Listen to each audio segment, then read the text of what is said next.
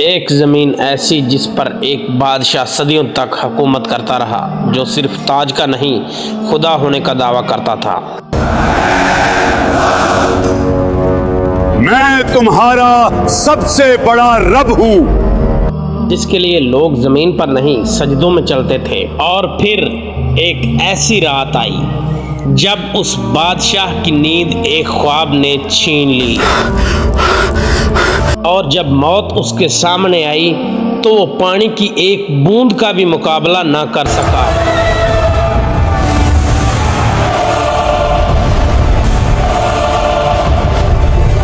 اللہ تعالیٰ نے اس کے جسم کو زمین میں دفن ہونے سے بھی روک لیا اور قیامت تک کے لیے لوگوں کے لیے عبرت کا نشان بنا دیا۔ مصر اس دور کا سب سے طاقتور ملک، جہاں نیل کے کنارے بسنے والے لوگ اور ان کی فصلیں سونا اگلتی تھیں۔ بازار بالکل بھرے ہوئے،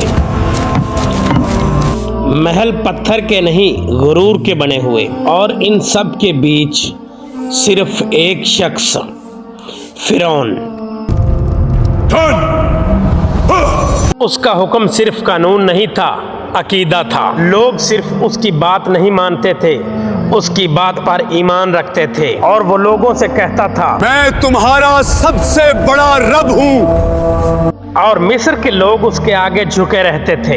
اسی مصر میں ایک قوم ایسی بھی تھی جو روشنی نہیں دیکھتی تھی، اور اس کا نام تھا بنی اسرائیل۔ ان کے گھر الگ تھے، ان کا لباس الگ تھا، انہیں غلام بنا دیا گیا۔ ان کے مرد صبح سے لے کر شام تک پتھر اٹھاتے اور فرعون کے محل بناتے، اور رات کو تھکے ہوئے گر جاتے۔ ان کی عورتیں صرف اس لیے زندہ رکھی جاتی تھی تاکہ غلامی کا سلسلہ چلتا رہے۔ فرعون نے جان بوجھ کر اس قوم کو کمزور رکھا،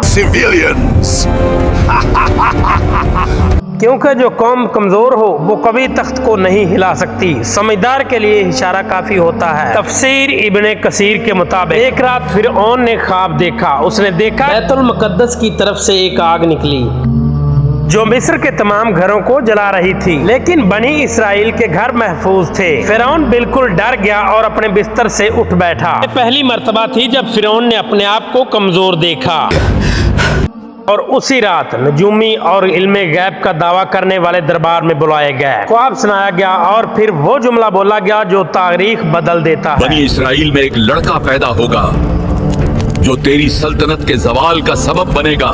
اور یہیں سے فرعون کا غرور دہشت میں بدلنے لگا۔ ڈر جب دل میں آ جائے تو عقل چلی جاتی ہے، اور جب عقل چلی جائے تو ظلم پیدا ہوتا ہے۔ فرعون نے سوچا مسئلہ پیدا ہونے سے پہلے ہی ختم کر دیتے ہیں، اور پھر وہ حکم لکھا گیا جو قانون نہیں قتل نامہ تھا۔ فرعون نے اپنے سپاہیوں کو حکم دیا، بنی اسرائیل کے ہر نئے پیدا ہونے والے لڑکے کو مار دو۔ شہر شہر تلوار چلی، پتہ نہیں کتنی ماؤں کی گود اجاڑ دی گئی، ہزاروں معصوم بچے جان سے گئے۔ اسی ظلم کے دور میں حضرت موسیٰ علیہ السلام پیدا ہوئے۔ حضرت موسیٰ علیہ السلام کی والدہ ہر پل خوف میں رہتی تھی۔ تب اللہ نے کہا اسے دودھ پلاؤ، اور جب تمہیں خطرہ محسوس ہو اسے دریا میں ڈال دینا، اور ڈرنا نہیں، ہم اسے تمہیں واپس لوٹا دیں گے۔ تفسیر کے مطابق اس ماں نے حضرت موسیٰ علیہ السلام کے لیے ایک صندوق تیار کیا۔ حضرت موسیٰ علیہ السلام کو اس کے اندر ڈال کر اسے دریا میں رکھ دیا۔ دریا بہہ رہا تھا اور اس پانی پر ایک چھوٹا سا صندوق تیر رہا تھا۔ حضرت موسیٰ علیہ السلام کی ماں نے حضرت موسیٰ علیہ السلام کی بہن کو دور کہا، سے دیکھتے رہنا مگر پاس مت جانا۔ وہ بہن صندوق کو چھپ کر دیکھتی رہی۔ آخر وہ صندوق فرعون کے محل کے کنارے پہنچ گیا۔ فرعون کی بیوی حضرت آسیہ جب اس صندوق کو دیکھتی ہیں تو اس صندوق کو کھلوایا جاتا ہے، اور جیسے ہی ان کی نظر بچے پر پڑتی ہے اللہ ان کے دل میں رحمت ڈال دیتا ہے، اور وہ فوراً اسے کہتی ہے، قتل نہ کرو، شاید یہ ہمارے لیے فائدہ مند ہو، یا ہم اسے بیٹا بنا لیں۔ فرعون نے بچے کو دیکھا، اسی قوم کی نسل کا بیٹا جس کو وہ مٹا رہا تھا، لیکن فرعون اپنے غرور اور گھمنڈ سے کہنے لگا، یہ بچہ کیا بگاڑ لے گا؟